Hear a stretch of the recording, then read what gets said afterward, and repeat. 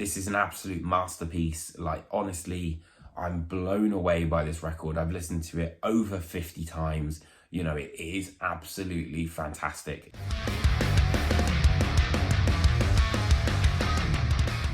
Hi guys, welcome back, and hello if you are new. I hope all of you are having a fantastic week so far, and this is probably, I would say, the most anticipated week of the year. 6 years after releasing his absolutely fantastic Amr album, which was in 2018, Ihsahn has finally come back with what I think is probably the album to beat in 2024. So without further ado, this week I'm going to be looking into the mastery that is Ihsahn's Ihsahn album.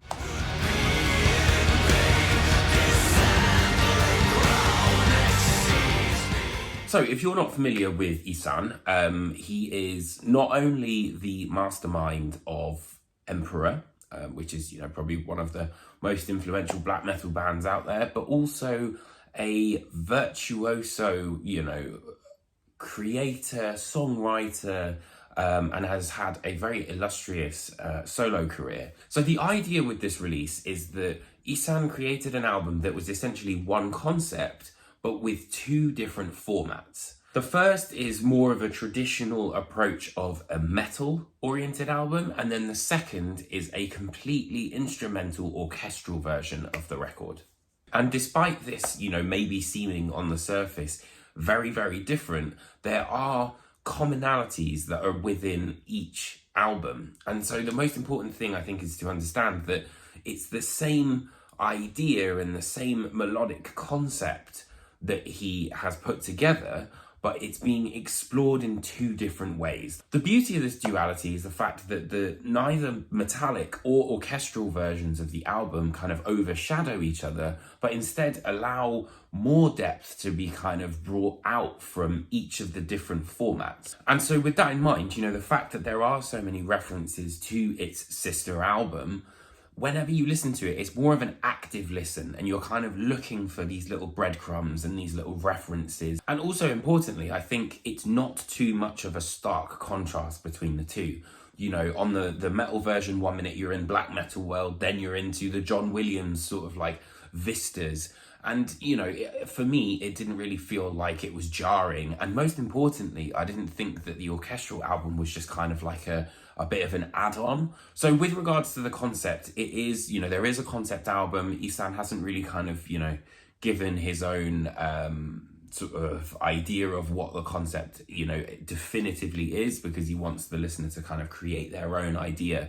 And my kind of, you know, sort of idea of it was that it was kind of like this fall from grace. So talking about the metal album, obviously there's, you know, kind of examples of this black metal sound that he's been sort of pioneering and has been so good at.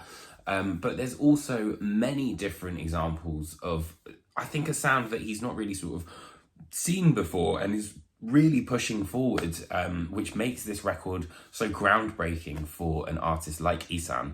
But it also references his past as well. There's elements of like Das Seelenbrechen, After Angle, you know, some like Emperor sort of reference as well, but it's all very kind of contemporary and modern. But I have to say, one of my biggest things on this album is the orchestral side of things. You know, I've mentioned in a couple of videos recently that I've been really getting into film soundtracks, and this is just like a treasure trove of absolute classic film, you know, score composers and things like that. And the orchestral idea, you know, works brilliantly with that in mind. Like Servus Venator, the first track on the album, opens up with this sort of Ennio Morricone kind of The Thing-esque vista, and, you know, really kind of sets the scene nicely.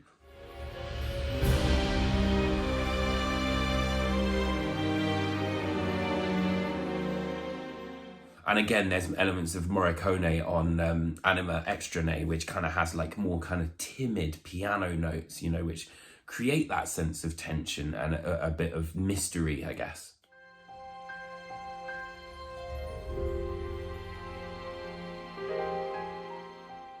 There's also a Bernard Herrmann influence with those sort of sharper strings, which is on Hubris and Blue Devils. And Bernard Herrmann, you know, created the Psycho soundtrack, which really ratchets up that tension.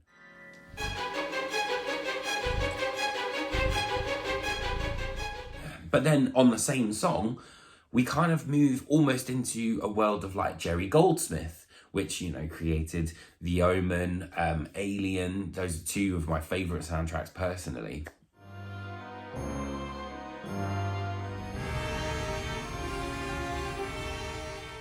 But it has to be said, I think, you know, one of the most immediate composers for me was John Williams. Like, there's so much kind of his gold dust sort of sprinkled on here. There are moments on The Promethean Spark, then you've got Twice Born, and there's that sort of pregnant atmosphere on Blood Trails to Love, which was so John Williams. I loved it.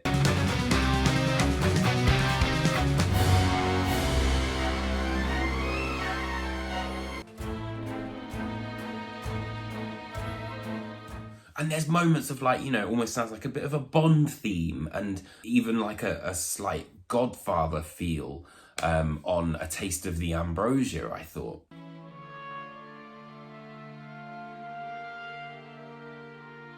There's also classical composers like Holst, you know, Pilgrimage to Oblivion, I think is that sort of chest puffing that you would hear on a track like Mars or, you know, something like that.